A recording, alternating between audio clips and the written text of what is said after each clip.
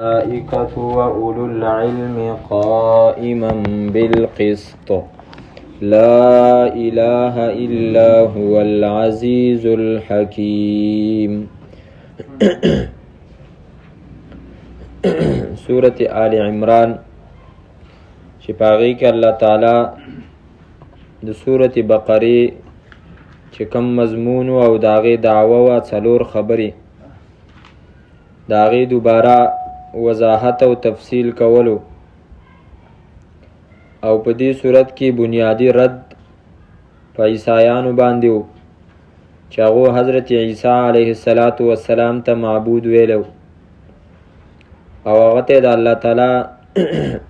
د زویوالي نسبت کولو چې دا الله تعالی ځان د پاره نعوذ بالله زوی نیولې ده. او په دې صورت کې درې حصے وي. اوله حصہ د آیت نمبر 64 پورې وا او په دې کې د الله تعالی د توحید بیان او اهمه خبره ولنۍ. دویمه حصہ د 101 آیات پورې ده. پاغي کې با خباستونه دا خلکو ذکر کوي چې کوم خلک د الله د پیغمبر په پیغمبري باندې اعتراض کوي. او دریمه حصہ به د سورت د اخره پورې پاغي کې با دریم او څلورمه خبره مسله د جهاد او مسله د انفاق ذکر کیږي. اوله حصہ چې په دې کې 63 آیاتونه دي په دې کې مونږ ویلو چې درې بابونه دي او درې سبقونه دي. اولنې سبق مونږ ویلو پاغي کې شپږ خبرې وي. دویم سبق د دې آیت نمبر 18 نه شروع کیږي او په دې کې به هم شپږ خبرې دا سبق به د آیت نمبر 25 پوری. اولنۍ خبره شهد الله انه لا اله الا هو، الله تعالی ته خوخه مسله او ټولو نه بنیادی مسأله چې هغه د الله تعالی توحید او یووالی دی. څنګه چې په اول سبق کې په اول آیات کې دا مسله الله تعالی ذکر کړي او دویم آیات کې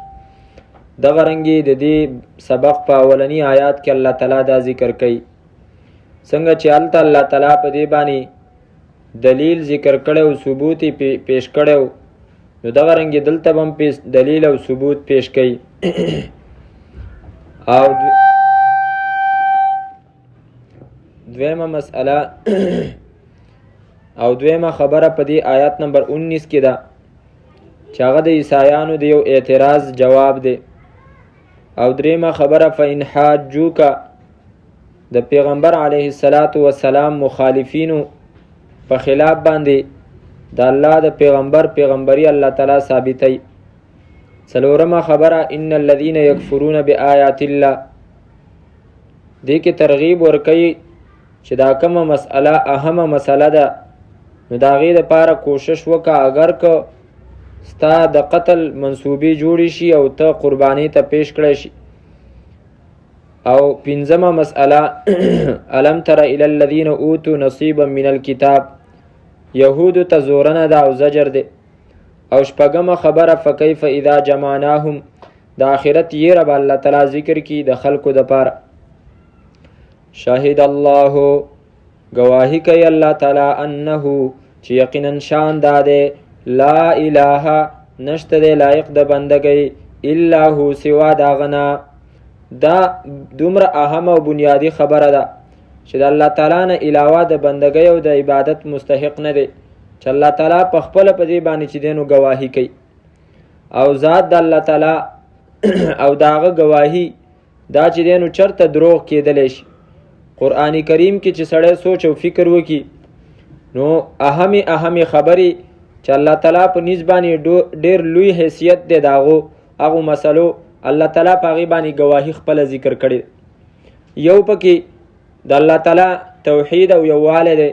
چې دا غسر په بندګۍ کې مستحق څوک نشته نو دی آیات کې الله تعالی په غي باندې خپل گواهی ذکر کړي. دویم د قرآن کریم شان دی او دا غي مقام او مرتبه ده چې په غي باندې الله تعالی خپل گواهی ذکر کوي. صفحه نمبر 95 د شپږمې سپاره سورۃ النساء آیات نمبر 166 پاغي کې الله تعالی چې دینو گواهی پیش کړي دا دعوا او خپل خبره چې دینو پیش کړی ده. آیت نمبر 166 لکن الله لیکن الله تعالی یشهد گواہی کوي بما د هغه څه انزله چې را لېږلی دی الیک تا ته انزله را لېږلی دی هغه بعلمه په خپل علم سره والملائکتو او فرشتي هم یشهدون گواہی کوي. نو په دې مسئله باندې چې قرآن کریم الله تعالی فرمایي ما په خپل علم باندې را لېږلی دی او په دې کې مې خپل علم امت ته او خپلو بندګانو ته چې دی نو هغه پیش کړی دی. نو د دې نه دا خبره معلومیږي چې د الله تعالی گواهی ډیره لویه گواهی ده او په دې باندې الله تعالی خپل گواهی ذکر کوي چې دا زما کتاب دی او ما را لېږلی. نو د الله تعالی په نسبت باندې د دې کتاب ډیره لویه مرتبه ده او ډیر لوی حیثیت دی. دغه رنګې د نبی صلی الله علیه وسلم د پیغمبرۍ په باره کې الله تعالی چې دی نو خپل گواهی ذکر کوي. 8مه سپاره ده سورة منافقون او صفحه نمبر 501 سورة المنافقون اولنی آیات ته اذا جاءك المنافقون قالوا نشهد انك لرسول الله. اذا جاءك کله چې راشي ستا خواته المنافقون منافقان سړي قالوا نوایه غي نشهدو منګه گواهی کو انک لرسول الله چې یقینا ته خامخا پیغمبر د الله تعالی. منافقانو په ځل کې د نبی له صلوات و سلام د پیغمبرۍ تصدیق نو موجود خو هغه به دروغ ویلي او په ظاهر یو څه او په پټه باندې بل څه. نو دا به ویلي چې موږ گواهی کو اسی خبرم نه کو گواهی کو چې ته د الله پیغمبري. نو الله تعالی التو فرمایل والله يعلم انك لرسوله. يعلم یعنی الله تعالی ته پته ده الله تعالی په دې باندې گواهی کوي والله يشهد انك لرسوله. الله گواهی کوي چې ته دغه پیغمبري. خو په دیم الله گواهی کوي ان المنافقین لکاذبون چې په دې خپل خبره کې دا منافقان دروغجن دي چې دوی وایي چې موږ دا گواهی کوو چې ته د الله پیغمبري. حالانکه د دې د زړه نه ده گواهی خو هغه چې هغه د زړه نه او د دې په زړه کې چې کم دینو دانشتره. نو الله فرمایي په دې د دې گواهی د ټکي چې د خپل خبرې لدی ورکړې دي نو په دې کې د دروغجن دي. نور خو خبره صحیح ده. الله تعالی فرمایي زه گواهی کوم چې ته زما پیغمبري. نو دلته الله تعالی خپل دعوه پیش کړی ده او گواهی پې کړی ده پاغه باندې انه چې یقینا شاندار لا اله نشته دی لایق د بندګۍ الا هو سوا دا غنا. نو د الله نه علاوه د بندګۍ لایق او د بندګۍ چې څومره قسمونه دي نو هغه ټول په دې کې رال. کاغه د دعا قسم دی چې دعا به صرف د الله نه غواړي او کاغه د سجدي او د نورو بدني عبادتونو کم قسمونه دي هغه ټول حقدار الله تعالی دی. او دغه رنګي مالی عبادتونو او دغه رنګي نظرونه دغه رنګي د قربانۍ دا ټول چې دینو د الله تعالی لپاره خاص دي. والملائکتو او فرشتي هم گواهی کوي و اولو العلم او د علم والا خلق هم گواهی کوي قائما بالقسط. دا الله تعالی چې گواهی کوي په داسې حال کې چې دا ولاړ دی په انصاف باندې. انصاف خبر الله تعالی ته چې دینو خوخه ده. دلته الله تعالی فرمای زه چې دا گواهی کوم نو دا گواهی چې دینو به د دروغ نه ده بلکې زه په دې کې په انصاف باندې ولاړم. او دلته علماء کرام ذکر کوي چې الله تعالی خپل خبره ذکر کړله او بیا یې په هغې باندې چې دینو دوه قسمه گواهان نور پیش کړل. کله چې یو سړی یوه خبره خپله ذکر کوي نو د هغه په نیز باندې چې دینو کم سړی معتبري د گواهۍ دپاره نو هغه بیا چې دینو په گواهۍ کې د گواهۍ دپاره پیش کوي چې په هغه باندې چا څه اعتراض نه. نو الله تعالی په دې خبره باندې دوه قسمه گواهان نور پیش کوي چې یو فرشتي دي او یو د علم والا دي. د فرشتو مقام خو ښکاره دی. علم والا په دې کې چې دینو دوه قسمه ډلې دي. یوه ډله د پیغمبرانو ده او دویم ډله د وارثانو د پیغمبرانو چې هغې د علم والا دي. د هغو گواهي الله تعالی پیش کوي چې هغه هم گواهي کوي. اوس د الله تعالی گواهي جدا ده د فرشتو او د علم والا او گواهي چې دینو جدا ده. د فرشتو گواهي په دې باندې ده چې هغه د دې خبرې اقرار کوي چې مونږه د الله تعالی د پاره دا خبره منو چې الله تعالی سره په عبادت کې چې دینو نور څوک شریک نشته دی مستحق د بندګۍ نور څوک نشته دی څنګه چې الله تعالی فرمایلی دي مونږ هم داغه اقرار کوو. و اولو العلم او د علم والو گواهی دا ده چې دی په دغه خبره چې کوم الله کړی دا امت ته او خلکو ته چې دینو په دی باندې دلیل پیش کړي چې وګوره الله تعالی ولی چې دینو د بندګۍ مستحق دی او دا غسر نور څوک صدر نشته دی. او د دې آیات کریمه نه دوه خبرې علما راایستلې دي.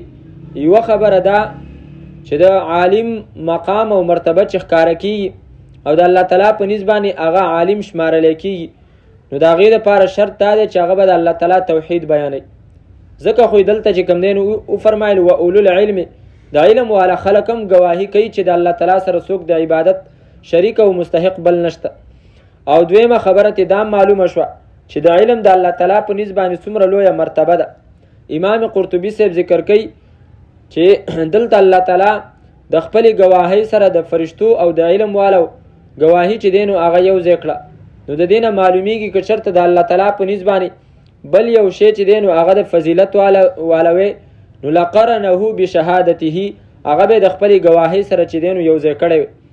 خود دې علم نه علاوه او اوچت شی چې دینو د الله په نسبت نو، ځکه د علم والا چې دینو د ځان سره په خپل گواهی کې چې دینو د خپل توحید په گواهی باندې ځان سره چې دینو په گواهی کې شریک. و اولو العلم او د علم والا هم گواهی کوي قائما بالقسط په داسې حال کې چې د الله تعالی ولاړ دی په انصاف باندې. لا اله نشته دی لایق د بندګۍ الا هو سوا دا غنا، العزیز دغه الله تعالی غالب دی، الحکیم حکمت والا دی. ان الدین عند الله الاسلام یقینا دین پنځ د الله تعالی باندې الاسلام صرف اسلام دی. الاسلام علماء کرام په دې باندې پویږي الدین چې نو د ان د پاره اسم دی او الاسلام ولا خبر دی، او دا قانون دی چې کله مبتدا او خبر یا اسم او خبر دا دواړه چې دینو معرفي راشي نو دې کې چې دینو حصر فائدہ کوي. حصر مطلب دا دی چې خبره خاص کی، نو مطلب دلته چې دینو الدین په دې باندې الف لام راغلی دی معرفه ده، او الاسلام په دې باندې الف لام راغلی معرفه ده، نو مطلب دا شو یقینا دین چې هغه خوښ دی الله تعالی ته. الاسلام یوازې اسلام دی نه بل دین، صرف اسلام الله تعالی ته چې دینو هغه د الله په نسبت معتبر دین دی. د دینه علاوه نور دینونه چې دینو د الله تعالی په نسبت هغه نه دي معتبر. اوس په دې خبره باندې موږ ځان پوهیو چې دین د ټولو پیغمبرانو چې دینو هغه یو، ټول پیغمبران چې دینو هغه مسلمانانو او داغو دین چې دینو هغه اسلام. دا جدا خبره ده چې داغو په دینونو کې احکام به جدا جدا راغلي. باقی د پیغمبرانو هغه چې کومه خبرې په قران کریم کې الله تعالی ذکر کړی دي، کاغه حضرت ابراهیم دی او کاغه حضرت یعقوب وغیره دي علیهم السلام، د ټولو دین د الله په نسبت چې دینو هغه اسلام. او بل خبره ته دا معلومه شو چې څومره دینونه او مخکنی کاغه په شکل د يهودیت کې هغه مسلمانانو، که په شکل د نصرانیت کې او د عیسی علیه السلام حواریین او متبعین هغه مسلمانانو. نو سوال دا راځي چې د یو شي د پاره ډېرې لارې، مثال په تور باندې د بادشاه کور دی او د هغې د پاره ډېرې لارې دي، نو چې په کومه لار باندې څوک لاړی خو هغه سیم بادشاه کور ته رسیږي. نو دغه لارې دا د الله تعالی چې کوم دینو دینونه، نو اوس که څوک په دغه یوه لاره باندې روان شي نو په کار ده چې هغه د جنت ته ورسي. دغه الله تعالی خواته دی چې دینو ورسیږي ان ربي علی صراط مستقیم، الله تعالی خواته دی ورسیږي چې هغه جنت دی. نو دا غي جواب دا ذکر کوي نن سبا ځنې خلک دغه وی چې باقاعده د دې لپاره چې کم دینو کمیټې نه جوړې دي چې هغه دا خبره کوي چې هر دین په خپل ځای باندې چې دینو هغه حق، او هر یو دین چې کم دینو هغه د هر دین والا هغه به د بل مذهب والا او داغو به چې دینو احترام کوي، داغو د دین به احترام کوي، داغو چې کومه طریقه ده او مذهب دی داغه به احترام کوي. نو دا خبره چې دینو د الله تعالی په نسبت نه ده معتبره. دا نن سبا چې دینو غیر دینو راایستلې ده چې زمونږ په ذهن کې دا خبره شکی کوي چې رنګ لمونږ ته پته نشته چې اوس کومه یو طریقه به چې دینو هغه حق وي، خو زه بس موږ په کې اسلام راخسته دي، چا په کې چې کم دینو بل شی راخسته، چا په کې بل شی راخسته، موږ ته د خپل مشرانو نه اسلام پاتې شوی، نو موږ ځکه د دې تابعداري. حالانکه خبره د سینه ده باقی پاتې شو دغه د چا چې اعتراض دی چې د یو بادشاه کور ته ډېرې لارې تلي، نو چې په کومه لاره باندې هغه ځي په کار ده چې هغه ورسیږي. د هغې جواب دا دی چې ټیک ته دا خبره به هله موږ منلې چې کله د بادشاه کور ته کومې لارې تلي هغه ټولې لارې کلاو. اوس د الله تعالی چې کوم جنت دی او د مسلمان د خپل د تابعدارو د پاره چې دی نو هغه مقرر کړی دی، هغې ته چې کومې لارې وي هغه ټولې لارې الله تعالی چې دی نو بندي کړي. اوس بادشاه لاره بنده کړه او یوه لاره یې پرېښوسته. نو اوس چې څوک په کومه لاره باندې ځي سوا د دغې لارې نه چې هغه کلاو ده نو هغه به چې دی نو ګمراه کېږي، هغه به دغه جنت ته نه رسېږي. نو د دې وجې نه د نبي صلی الله علیه وسلم چې کوم بعثت دی او د نبی علیه صلات وسلام پیغمبري چې ده نو هغه خاص د عربو د پاره نه ده. ګوره چې څومره سیکولر خلک دي یا کم چې کم دی نو ایتیست یا ملحدین دي هغوی ټول چې کم دی نو دا خبره ذکر کوي په خپلو کتابونو کې د نبی علیه صلات وسلام په صفاتو کې چې دا پیغمبر عرب دی او یا دا پیغمبر اسلام دی. حالانکه نبی علیه صلات وسلام هغه یوازې پیغمبر اسلام یا پیغمبر عرب نو بلکې هغه عجمو ته او د اسلام نه علاوه چې کوم دینونه دي که هغه مجوسیت دی که هغه هندومت دی او که هغه سیکان دی او که هر څوک دي د هغو ټولو دپاره نبی علیه صلات وسلام مشترکه چې دی نو پیغمبر دی او د هغه په راتلو باندې ټول دینونه چې کوم دی نو هغه منسوخ شو، ټولې لارې د جنت بندې شو، یوه لاره چې دی نو هغه پاتې شوه چې هغه اسلام دی. او د دې وجې نه یو یهودي ماشوم مور او پلار یهودین و هغه چونکې ماشوم چې د هغه مور او پلار یهودینی او هغه ماشوم په خپل اسلام نه راوړی نو هغه به چې دی نو د مور او پلار تابع شمارلی کېږي او چې کوم دین د هغوی نو د هغوی نو پاقه دین باندې به دا شمارلی کېږي. دا جدا خبره ده که چېرته یو ماشوم هغه اسلام قبول کړو نو بیا به چې دی نو دغه ماشوم مسلمان حسابېږي. دا خو اوس چې دی نو جمهوریت قانون رالی او کله چې کوم دی نو یو قانون د قرآن او د اسلام کې ګوتې وي او په هغې باندې پابندیانې لګوي کله په بل کې او اوسه پورې چې کوم دی نو دا خبره ډېره مشهوره وه چېرې د کوم ماشوم 18 کاله ته نه رسېدلی نو د هغه اسلام به چې کوم دی نو نه معتبر یا لکه یو کس مسلمانېږي نو که هغه د 18 کاله نه کم عمری نو د هغه اسلام به نه منلی کېږي. حالانکه دا خبره سراسر د اسلام نه خلاف ده او دا هغه غټو کافرانو ته چې هغه ابولهب او ابوجهل دلو د هغو په ذهن کې هم دا خبره نه وه. ورنه حضرت علی رضی الله تعالی عنه خو ماشوم مسلمان شوی هغه ته به ویلي وی چې ستا عمر کم دی ستا اسلام موږ نه منو ته چې دی نو 18 کاله ته نه رسېدل. کله وی نکاح باندې پابندي ده او کله اوس خو پکې دا نوي شی نه راووته. نو به هر حال دا چې کم دی نو په شریعت کې د دې څه اعتبار نشته دی. نو اوس هم چې دی نو دی په کتابونو کې دا لیکي مستشرقین چې کم د مسلمانانو په ذهن کې شکونه اچي او اسلام او د هغې تعلیمات د دې دپاره حاصلوي چې موږ مسلمانان د هغو په دین کې چې دی نو شکین کړو. د هغو باقاعده کتابونه وي په هغې کې نبی علیه صلات وسلام ته چې دی نو هغه نه وای عام پیغمبر ورته نه وای او د دې وجې نه نبی علیه صلات وسلام هغه خدمت به کو یو یهودي ماشوم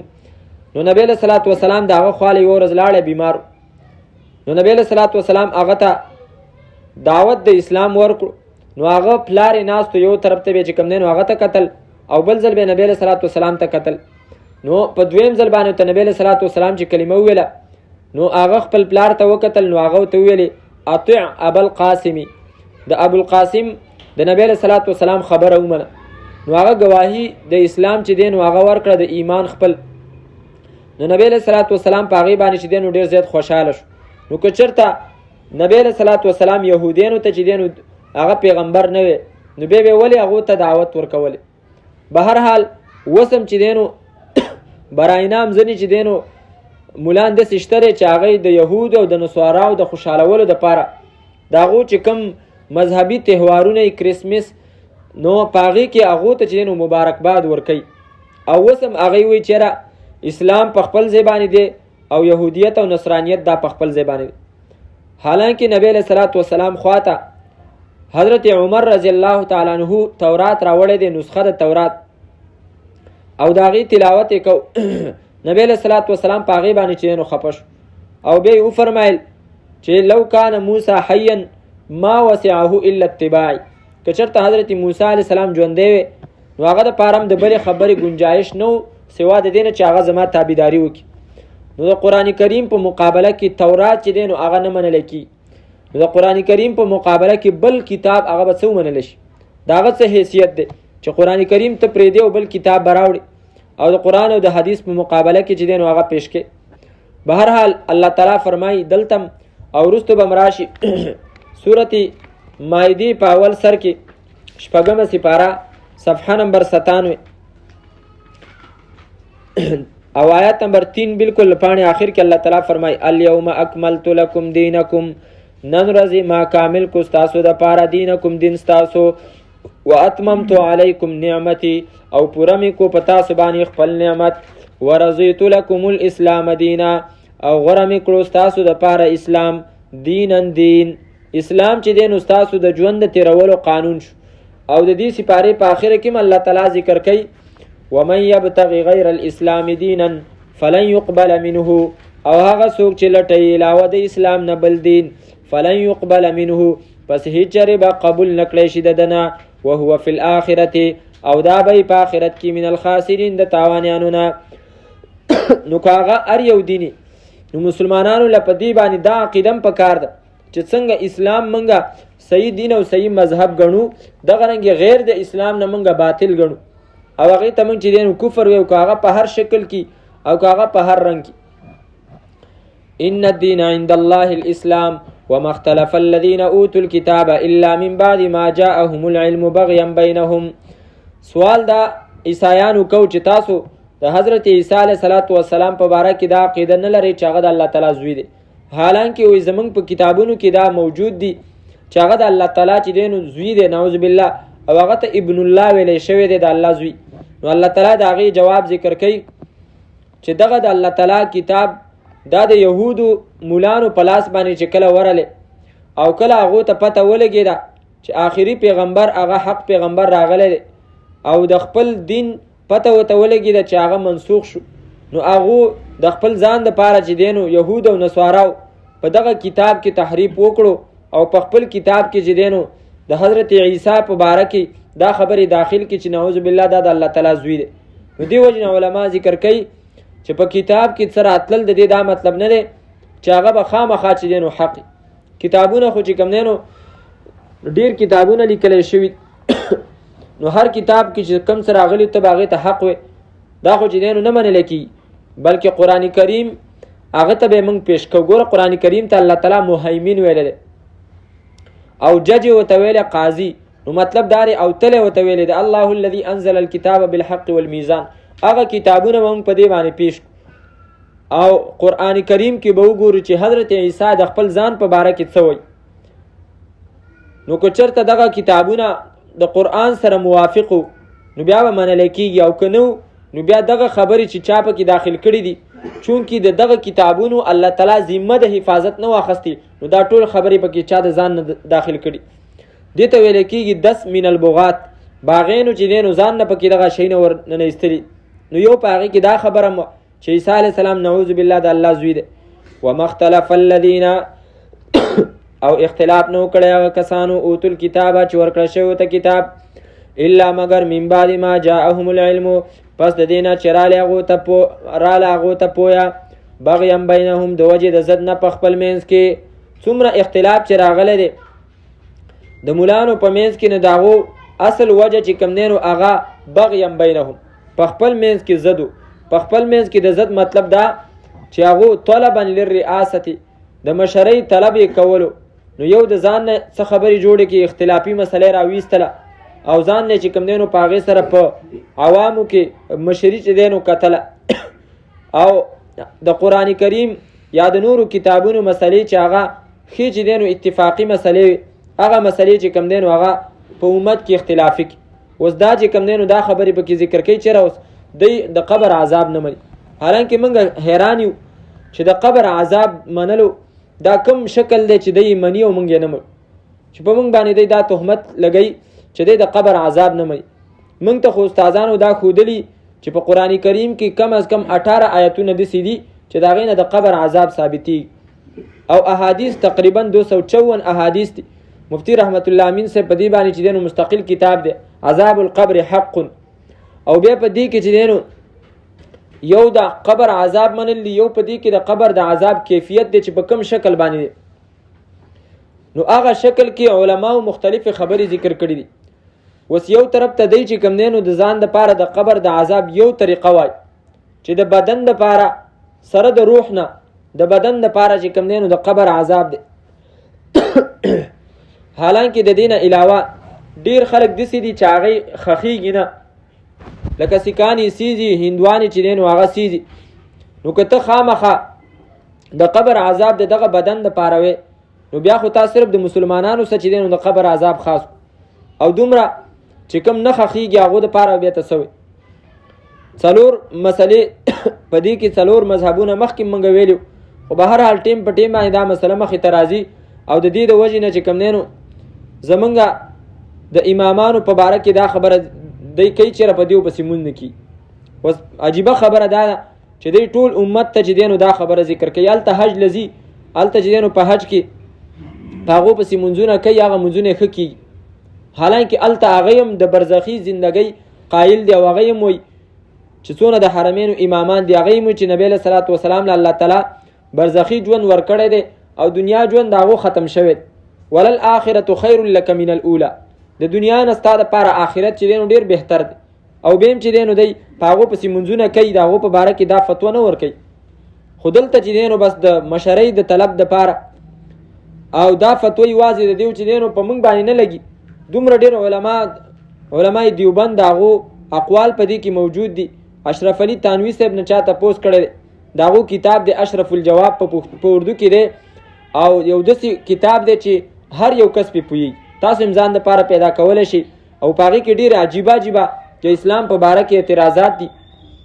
او هغو چې دی نو جوابونه د هغې ورکړي او داسې جوابونه دي چې هغه عقلي جوابونه دي. ځکه یو کس چې اسلام نه مني نو هغه ته بیا چې دی نو ته قرآن کریم نه دلیل نشي پیش کولی، هغه ته به عقلي خبره ذکر کوي چې هغه په هغه عقلي خبرې سره چې دی نو خاموشه شي. چاته دا تپوس کړی دی چېرې ځینې خلک وایي چې دا قبر چې دی نو ډېر ښکته کول جوړول پکار دي، ځکه چې کله منکر نکیر راځي نو هغې دا مړی راپاسوي نو هسې نه چې د مړي دا سر بیا پاس د شناختو سولی. نو هغه د دې جواب ورکړی دی ویې نری جهالت ہے، دا خالص جهالت دی. دغه خبرې دغه حالات دا په بل جهان کې کېږي. ومن ورائهم برزخ الی یوم یبعثون، یو برزخ دی یو بل جهان دی چې هغه د نیکو ارواحو دپاره علیین دی او د بدو ارواحو دپاره هغه سجین دی. په هغه ځای کې چې دی نو دا حساب او کتاب هغه هلته کېږي. به هر حال بغیم بینهم د وجې د زد نه بس زد راوالي طلبا للرئاست د مشرۍ طلب پکې راشي او دا دوه شیونه انسان چې دی نو ډېر تباه کوي. یو حب المال او یو حب الجاه، د مال محبت او دویم د عهدي او د منصب محبت. همیشه چې دی نو په دې کې موږ سوچ او فکر وکړو نو د مال دا منصب بیا دومره خطرناک نه دی څومره چې د عهدي او د منصب چې کوم دی نو د هغې دا حرص په انسان کې خطرناک دی. یو کس هغه وي چې زما د مال ولګي په دې اوټونو کې که ستاسو خیلي څومره چې خلک دا پیسې لګوي صرف د دې لپاره چې ما ته عهده میلاو شي او هغه عهده معارضي عهده ده، خو د هغې دپاره چې دی نو دومره مال د اوبو په شان ته چې دی نو خلک لګوي. دا چې کوم دی نو وزیر اعظم شو دا پلان کې شو او 15 کاله پس بیا هغه نه هغه پیسې او هغه مال چې هغه اسراف یې پکې وکړو هغه فالتو چې دی نو ولګو. د دې وجې نه چې دی نو د داسې قسمه نظام نه چې څومره سړی کوشش کولی شي ځان چې دی نو وساتي په دې باطل نظام کې چې دا کافرو په موږ مسلط کړی دی، د دې د وجې نه دومره خباثت او رانې په دې ملک کې راځي چې مالونه یو خوا چې دی نو لګي بې ځای، بل خوا د خلکو دومره قیمتي وختونه چې دی نو هغه ضایع شي. بل طرف ته اوس په دې کو د ګانو دا پلیتي پکې راغلی ده چې څونه خلک په دې کې شریکېږي ټول چې کوم دی نو دغه ګانو هغه اوري او دې ته سره چې دی نو د ګناه په شکل باندې ګوریم نه. اوس خو پکې لا ډانسونه او ګډاګانې هغه هم پکې کېږي. څومره چې وخت مخې ته روان دی هغومره چې کوم دی نو په دې کې دا پلیتۍ وخت په وخت باندې چې دی نو هغه سیوا کېږي او بیا دغه کسان چې هغه مخې ته لاړ شي منتخب شي زما او ستا چې دی نو په ووټ باندې هلته بیا د الله تعالی د دین په مقابل کې هغه نور قوانین چې دی نو هغه جوړوي نو په هغې کې بیا زما او ستا حصی. د دې وجې نه که ته د دې خلاف نشي کولی نو ځان خو ترې رامنه که او په زړه کې په دې باندې چې دی نو خفګان ښکاره کوه چېرې الله تعالی دې دا زموږ نه چې دی نو زموږ د سر نه دا لرې کړي او الله تعالی دې یو ښه نظام راولي او زه چې دی نو د دې نظام هغه که مخنیوی نشم کولی نو تایید او مضبوطوالی خو یې خامخا کولی شم. بغیم بینهم د وجې د ضدنا په منځ د دی کې ومن یکفر بآیات الله او هغه څوک چې کفر یې وکړو په آیاتونو د الله تعالی باندې فإن الله پس یقینا الله تعالی سریع الحساب زر حساب والا دی. فإن حاجوکا که چېرته دا خلک جګړه کوي ستا سره پیغمبره فقل پس ووایه اسلمت وجهیه ما ایښي د غاړه خپله لله الله تعالی ته ومن او هغه چا اتبعني چې هغه زما تابعداري کوي نو هغوم چې زما تابعداري کړې د هغوم خپله غاړه الله تعالی ته ایښې ده. وقل للذین او پیغمبر هغه خلکو ته اوتو الکتابه چې ورکړی شوی دی ورته کتاب که هغه یهود دي او که هغه نصارا دي والامیین او امینو ته امین د عرب چې هغه مشرکینو او د هغو سره کتابونه نو هغو سره چې دی نو آسماني کتاب نو هغو ټولو ته ویوه اسلمتم غاړه کېدی تاسو اسلمتم سوالیه انداز باندې چې دی نو دا حکم دی اصل معنی دا ده اسلمتم آیا تاسو غاړه ږدئ مطلب دا دی چې غاړه کېدی فإن اسلمو پس که چېرته دی غاړه کې خدا او ستا تابعدار شو فقد اهتدوا پس خامخا دی به روان شي په سمه لار. وإن تولوا او که چېرته مخې واړو نو ته مخه پکېږه ولې فإنما علیک البلاغ ځکه چې یقینا خاص په تا باندې دی رسول په تا باندې رسول دي او نور هدایت هغه د الله په لاس کې دی. والله الله تعالی بصیر لیدونکی دی بالعباد بندګانو لره. ان الذين يكفرون بآيات الله بیا ترغیب ورکوي یقینا دې خبرې ته چې د الله توحید هغه ورسوه. ان الذين یقینا کسان یکفرون بآیات الله چې هغوی کفر کوي په آیاتونو د الله تعالی باندې ویقتلون النبیین او وجني پیغمبران بغیر حق بې د څه جرمنه ويقتلون الذين او وجني هغه کسان یأمرون چې هغوی حکم کوي بالقسط د انصاف. انصاف څه ته ویل کېږي؟ عبدالله ابن عباس فرمایي چې دا د الله توحید دی چې هغه لا اله الا الله ده. من الناس د خلقنا فبشرهم نو زیره ورکه دی ته بعذاب علیم د دردناک عذاب. په احادیثو مبارکو کې راځي چې دا آیات کریمه دا چې دی نو د بني اسرائیلو د یوې ډلې په باره کې راغلی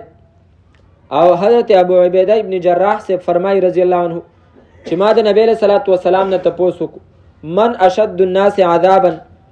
څوک چې دی نو د الله تعالی په نزد د قیامت په ورځ باندې د سخت عذاب والا دی.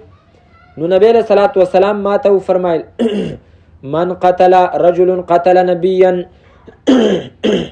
د الله په نزد باندې سخت سزا او عذاب هغه د هغه چا د پاره ده چا چې پیغمبر مړ او قتل رجلا یأمر بالمعروف وینهى عن المنکر یا هغه کس مړ کو چې هغه امر بالمعروف او نهی عن المنکر کو. او بیا نبی صلی الله علیه وسلم دا آیات کریمه چې تلاوت کو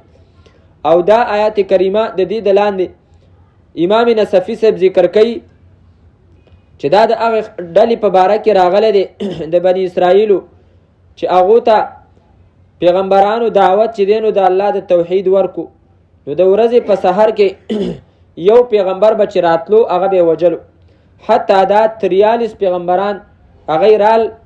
او هغو ته الله تعالی چې دی نو ټیم و نمبر په نمبر باندې پیغمبري ورکړله او په دې دعوت باندې چې دی نو هغه مکلف کړل چې تاسو خلکو ته زما د توحید دعوت ورکړي. نو هغوی په سحر کې چې دی نو دغه 43 واړه ټولې چې کوم دی نو هغه شهیدان کړ او د هغې د وجې نه د هغو چې کوم شاګردانو تقریبا یو روایت کې 112 او بل روایت کې 170 راځي دغه کسان راپاسېدل او دوی ته ویل ظالمانو تاسو د الله پیغمبران چې دی نو شهیدان کړل نو دوی هغه هم پسې راپاسه چې دی نو شهیدان کړل. نو الله تعالی فرمایي دا یهود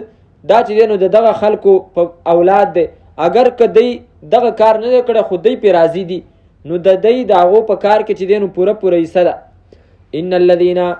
یکفرون یقینا کسان چې کفر کوي بآیات الله په آیاتونو د الله تعالی باندې ویقتلون النبیین وجني پیغمبران بغیر حق بې د څه جرمه. ګوره پیغمبر نه جرم د سره کیږي نه سوال دا راځي چې الله تعالی فرمایي بغیر د جرمه نه دی پیغمبران وجني. نو د دې نه خدا معلومه شوه که چېرته پیغمبر جرم کړی نو بیا په کار ده چې هغه دې ووجلی شي. حالانکه پیغمبرانو په باره کې خو د مسلمانانو دا عقیده ده چې هغونه د سره نه چې کوم دی نو جرم کیږي نه ځکه جرم خو ګناه ته ویلی کیږي او مسلمانانو دا عقیده ده د اهل سنت والجماعت چې پیغمبر د نبوت نه مخکې او وروستو د وړي ګناه نه او د غټي ګناه نه هغه چې دی نو پاک دی. صرف چې دی نو مودودي صاحب په دې کې خطا شوی دی او هغه دا وایي چې پیغمبر نه د حضرت موسی علیہ السلام نه د نبوت نه مخکې ایک بہت بڑا گناہ ہوا تھا، ایک بہت بڑا گناہ. نو امام محمد طاهر رحمه الله تعالی هغه ذکر کوي چې ما دا هغه په باره کې یا هغه ته ویلي یا دا هغه چې کوم دینو متبعینو ته ویلي چې دا خبره تاسو ما ته راوښیوئ چې قرآن کریم کې یا سنت د پیغمبر صلی الله علیه وسلم کې د نبی علیه الصلاة والسلام په باره کې دا ویل شوي، د پیغمبرانو په باره کې دا ویل شوي چې هغه نه ګناه شوي او د هغې د پاسه تاسو صرف دا ونه ویلي چې ګناه ته شوې ده. بہت بڑا ګناه، یوه ګناه او بیا غټه او بیا ډیره غټه،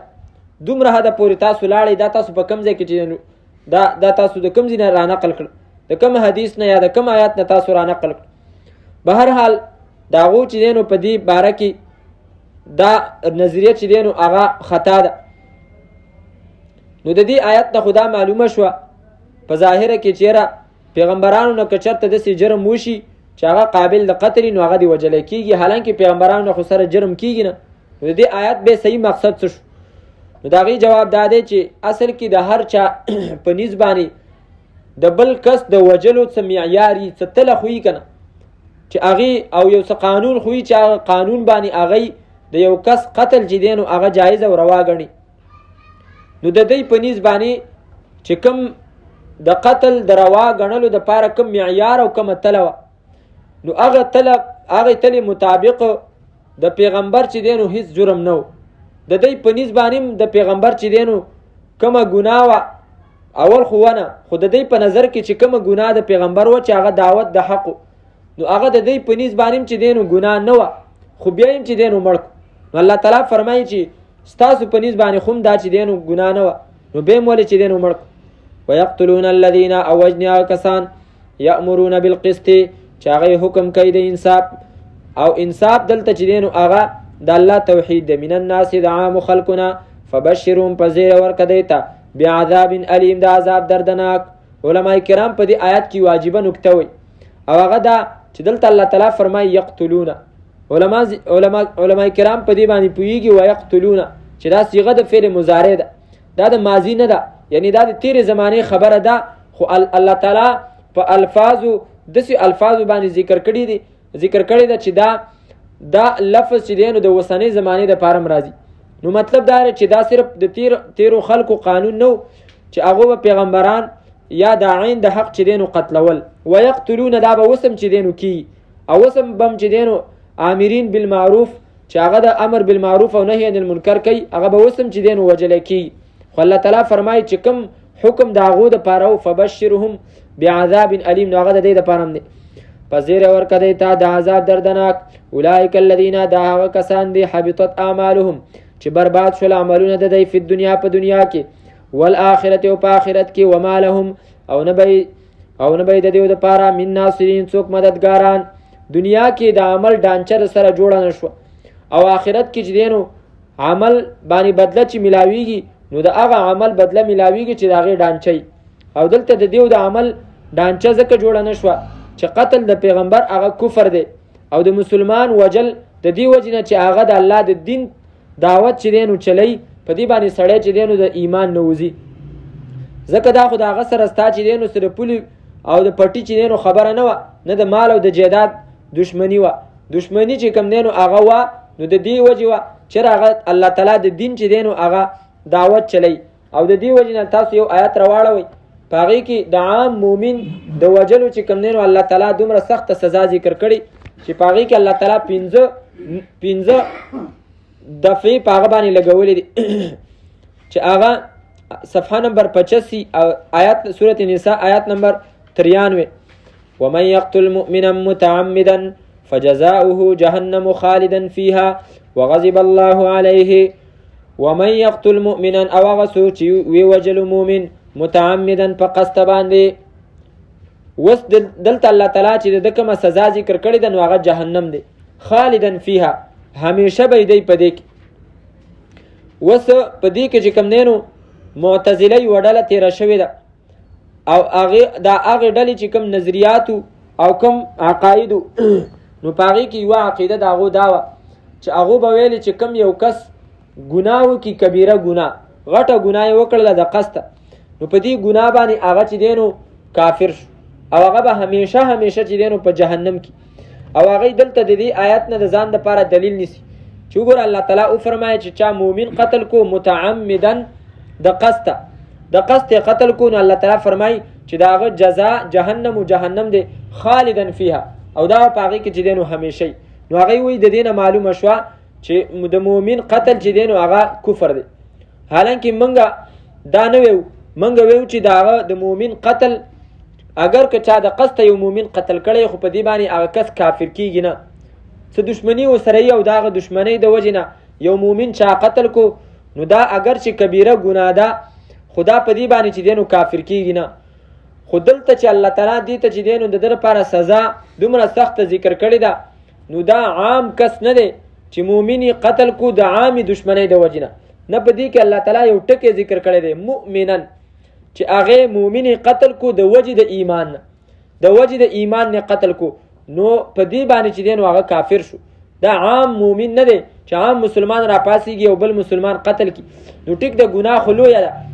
خو چې د ایمان د وجه نه وجلې نو دا په چې دینو کافر کیږي نه البته دلته چې کم کس را پاسېدل یو مسلمانی وجل دی نو دا هغه د ایمان د وجه نه ځکه الله تعالی دلته عام کس ذکر نکو د ایمان ټکی وسراوړو مؤمنن نو معلومه شو چې د ایمان د وجه نه یو کس وجل دا سړی چې دینو د ایمان نه وباسي لکه دلته چې د مؤمنان وجل دي او الله تعالی فرمایي آخرت کې د دیو د عمل هیڅ بدله د دیو د پاره نشته ولی نشته ځکه چې دیو په دې باندې کافر شوی وما لهم نبید دیو د پاره من ناصرین څوک مددګاران الم تر الى الذين آیتا غور نه کړه کسانو ته او تو چاو تور کړی شوی دا نصیبا من الكتاب سیسد کتاب نه شیخ القرآن غلام الله خان رحمت الله علیه هغه فرمایي چې قران کریم کې دوه الفاظ د يهودو د پاره د اهل کتابو د پاره استعماليږي یو لفظ مخکې ذکر شو آیات نمبر 19 کې ومختلف الذين اوتوا الكتاب او دویم لفظ اوتوا نصیبا من الكتاب وس اوتوا الكتاب مطلب دا دی چې هغه ته کتاب ورکړی شوی او اوتوا نصیبا من الكتاب مطلب دا دی چې هغه ته څه حصہ د کتاب ورکړی شوی نو هغه فرمایي چې د دا چې اوتوا الكتاب راځي نو یہ یہود کے بڑے بڑے مولویوں کے بارے میں چاہا غٹ غٹ مولانی دے یہود او چې دا کم نصیب من الکتاب لفظ دے نو دا یہ چھوٹے ملوندوں کے بارے میں مولا گوٹی چې کمی واړه نو دا غو په باره کې دا لفظ چې دین الله تعالی استعمالی علم ترى آیتا غور نه کړه ال الذین کسانو ته او تو چې ورکړل شوی دا غو ته نصیب من الکتاب صحیح د کتاب نه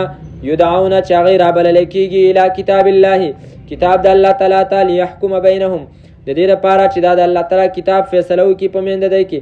ثم يتولى فريق منهم بیا مخ اړي وډل د دینا وهم مورزون او دی مخ اړون کی د زړه اعراض کوون کی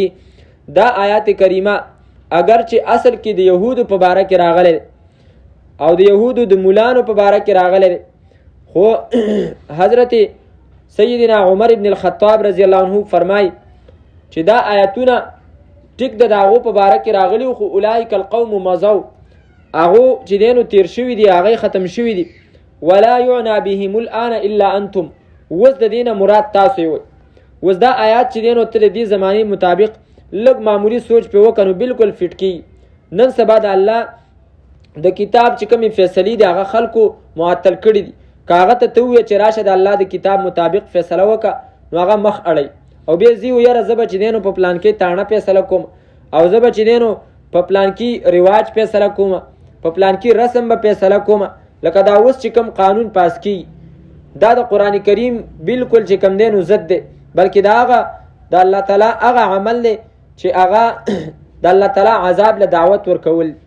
چې الک بدالک سره چې کوم دینو اوس نکاح کوي او د دې وجنه علما کرام ذکر کوي چې یو سړی د خپل د ترور لور نه چې کم دینو نکاح د ترور لور نه پرده کول دا یو سړی چې دینو بد غني دا باقاعده په احسن الفتاوا کې دا مسله ذکر ده چې د ترور لور نه پرده کول چې دا شریعت حکم دی چې ترور لور نه پرده کې د ترور لور نه پرده کې دا چې دینو یو سړی بد غني چې مړه دا حکم پکې اوس چاره وسته وای دا سړی په دې خبر باندې کافر شو ولی کافر شو ځکه وای د الله تعالی یو حکم چې کوم دی چې هغه حرامو د ځان دپاره چې نو هغه حلال نو دا خو معمولی خبره ده پرده کول او نه کول. بل طرف ته دومره لویه خبره ترانس جنډر چې دا دومره سخت قانون دی چې په دې کې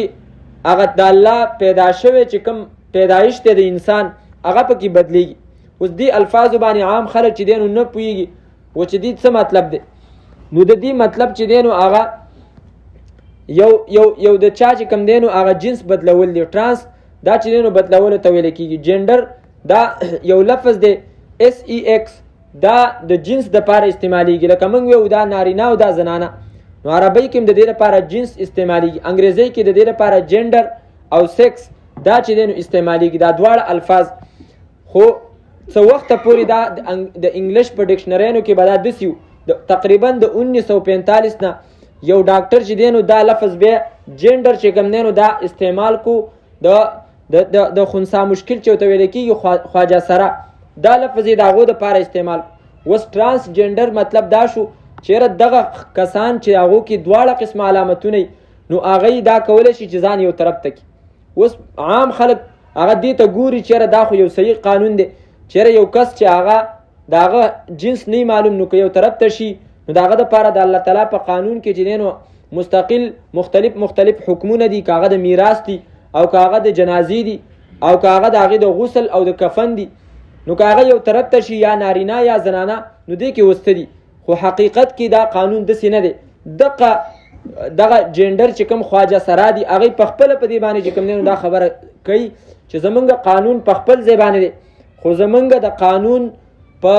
په شکل کې او د دې په رنګ کې اصل کې دا هم جنس پرستۍ ته چې کوم دی نو دعوت دی. نو دومره سخت قانون د الله تعالی د قانون په مقابل کې چرته یو کس چې کوم دی نو پاس کی او د یو مولا مخې له راشي یا د یو امي مخې له راشي او هغه ته ویلی شي چې ګوره دا قانون داسې دی او هغه په هغې باندې دستخط وکړي نو د داسې سړي ایمان به په ځای پاتې شي. چرته هم د هغه ایمان نشي پاتې کېدی چې د پردي معمولي مسله چې هغه د ځان دپاره څوک چې دی نو هغه حرامي یا حلال حرامي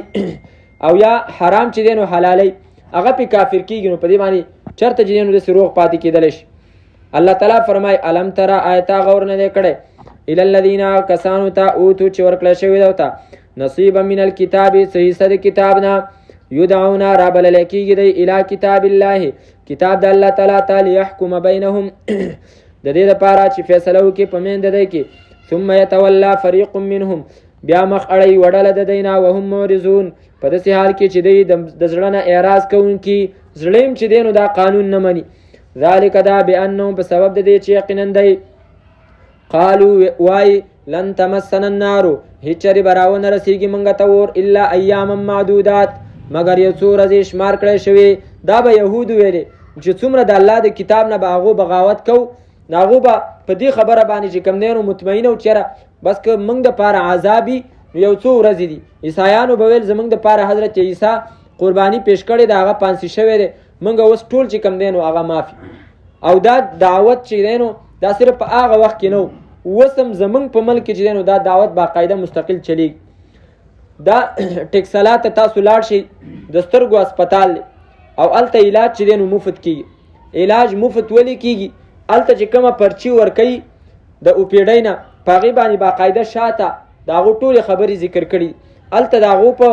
هغه هسپتال کې د هغو انجیل باقاعده پروت دي. هغه انجیل چې هغه محرف دی په هغې کې تحریف شوی دی او په هغه پاڼه باندې باقاعده لیکلي او دا پاڼه دا ما په خپله چې دی نو دا کتلي چې په هغې کې دا لیکلي چې زموږ دپاره حضرت عیسی علیه صلات وسلام قرباني ورکړې ده موږ ټول اوس چې دی نو معافي او تاسو ته هم چې دی نو دا دعوت دی چې زموږ په دې دین کې داخل شئ د دې لپاره چې د عیسی علیه السلام د قربانۍ د وجې نه تاسو هم چې دی نو چې څه کوئ هسې هم چې دی نو معاف شوي وو. یهودو به چې دی نو دا ویلي چې زموږ دپاره صرف 40 ورځې چې کوم دی نو هغه عذاب دی بیا چې دی نو موږ معافي. اوس هم چې دی نو ځینې خلک دا پیرانو میرانو والا دی وایي چېرې ما د پلانکي پیر لمن نیولې ده او زما د پلانکي پیر څه چې دی نو بیعت دی او زه چې دی نو د هغې د وجې نه الله تعالی بخلی یم په دې باندې اعتمادي. الله تعالی فرمایي وغرهم او په دوکه کې اچولي دی لره فی دینهم په دین د دی کې ما هغه څه کانو یفترون چې دی به د ځان نه جوړول. قرآن کریم کې دا ټکې د افترا دا د دې دپاره راځي چې یو شی سړی د ځان نه جوړ کړي. لکه یو آیت تاسو راواړوئ هلته د هغه آیت د لاندې بیا علماو لیکلي دي چې دا آیت چې دی نو دا یوازې د هغو قومونو په باره کې نه و چې د چا په باره کې په دغه ځای کې راغلی دی چې هغه بني اسرائیلو. 153 نمبر صفحه سورة اعراف آیات نمبر دی 152. ان الذين اتخذوا العجل سينالهم غضب من ربهم، یقینا هغه کسان چې هغو نیولې وسخې په خدای توب باندې زر دی چې وبرسېږي هغو ته غصه د طرفه د رب د دی نه، وذلة او سپکوالی فی الحیات الدنیا په ژوند دنیوي کې، وکذلک نجزي المفترین او دغه رنګې بدله ورکوو موږ هغه چاته چې هغې د ځان نه دروغ جوړوي. ګوره عیسایانو بني اسرائیلو د سخي عبادت کړی. الله تعالی فرمایي په دې دوه عذابونه دي، د الله غضب او غصه او په دنیا کې ذلت.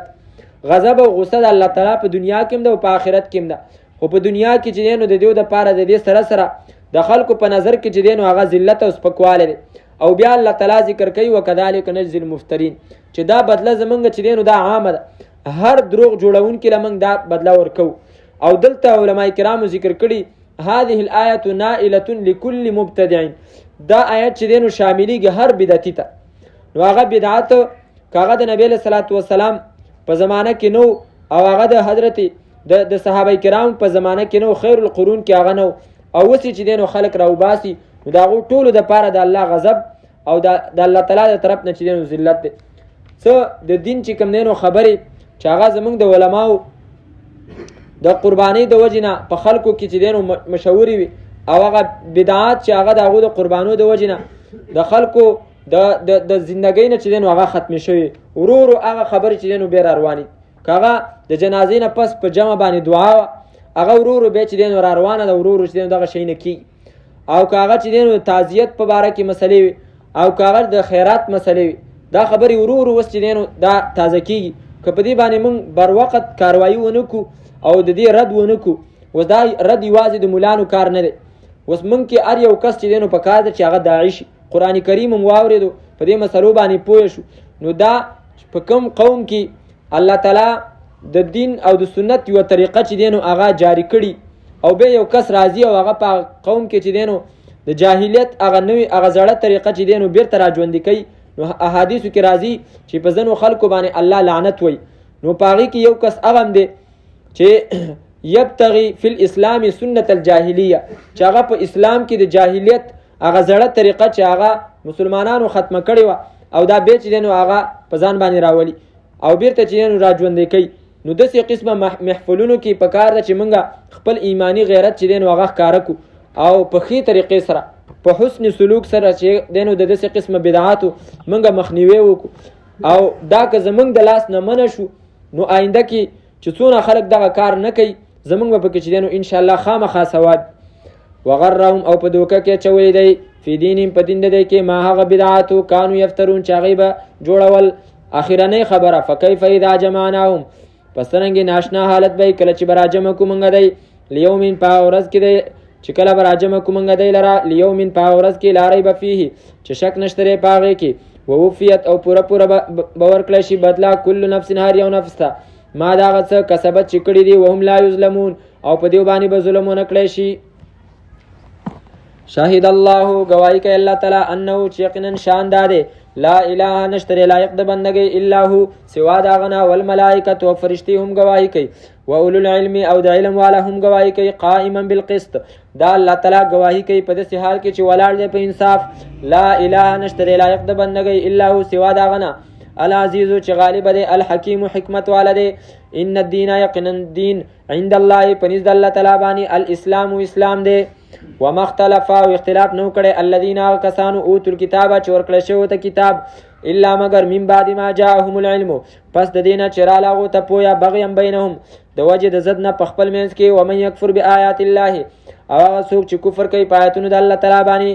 فإن الله پس یقینا الله تعالی سریع الحساب زر حساب والا دی. فإن حاجوک پس که چرته دی جګړه کوي ستاسو پیغمبره فقل پس ویوا اسلمت مای خدا وجهي خپل غاړه لله الله تعالی ته. ومن او هغه چا هم غاړه خدا الله ته اتبعني چې زما تابعداري کوي. وقل ویوا پیغمبره للذین کسانو ته اوتل کتاب چې ورکړل شوی دی کتاب والامین او امینو ته اسلمتم تاسو غاړه کېدی آیا غاړه خې تاسو معنا غاړه کې د تاسو فإن اسلموا پس که چرته دی غاړه کې خدا الله ته فقد اهتدوا پس خامخا دی بروان شي په سملار وإن تولوا که چرته مخ واړه فإنما عليك پس یقینا پتا باندې دی البلاغ رسول والله تعالی بصیر لیدونکی دی بالعباد بندگانو لرا ان الذين يقيننا كسان يكفرون چې کفر کوي بآيات الله پایاتونو د الله تعالی باندې ويقتلون النبيين وجن پیغمبران بغیر حق بيد السجرما ويقتلون الذين وجن كسان لرا يأمرون چې حکم کوي بالقسط د توحید د الله تعالی من الناس د خلقنا فبشرهم پذیر ور کدیتا بعذاب الیم د عذاب دردناک اولئک الذين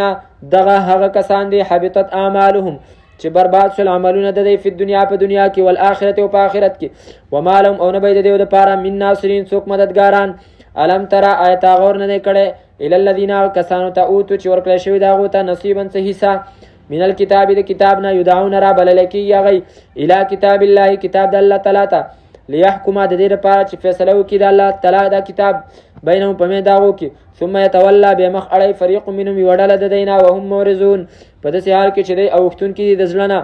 ذالک دا بیانو په سبب د دې چې یقینا قالو ویلبا لن تمسنا النار هچری براون رسیږي منګ ته ور الا ایام معدودات مگر څو ورځې شمار کړی شوی وغرهم او په دوکه کې چوي دیتا دی لرا فی دین په دین د دې کې ما هغه څه کانو یفترون چې دی به ځان نه جوړول فکیفا پسرنګي ناشنا حالت به اذا جمعناهم کله چې براجم کومنګ دی فی لیوم پاورز کې لا ریب فی چې شک نشته پاغي کې ووفیت او پورا بدله به ورکړي شي کل نفس هر یو نفس ته ما دا څه کسب چې دی کړی دی هم لا یظلمون او په دې باندې به ظلمونه کړی شي الحمد لله رب العالمين والعاقبة للمتقين والصلاة والسلام على نبينا محمد وآله وصحبه أجمعين ربنا آتنا في الدنيا حسنة وفي الآخرة حسنة وقنا عذاب النار اللهم اشف مرضانا ومرضى المسلمين اللهم اغفر لموتانا وموتى المسلمين اللهم اقض حوائجنا وحوائج المسلمين اللهم ادفع عنا وعن المسلمين كل بلاء اللهم احفظ الحرمين الشريفين من كل داء ومكر اللهم انصر الإسلام والمسلمين اللهم اعز الإسلام والمسلمين اللهم انصر من نصر دين محمد صلى الله عليه وسلم وجعلنا منهم واخذل من خذل دين محمد صلى الله عليه وسلم ولا تجعلنا منهم ربنا تقبل منا إنك أنت السميع العليم وتب علينا إنك أنت التواب الرحيم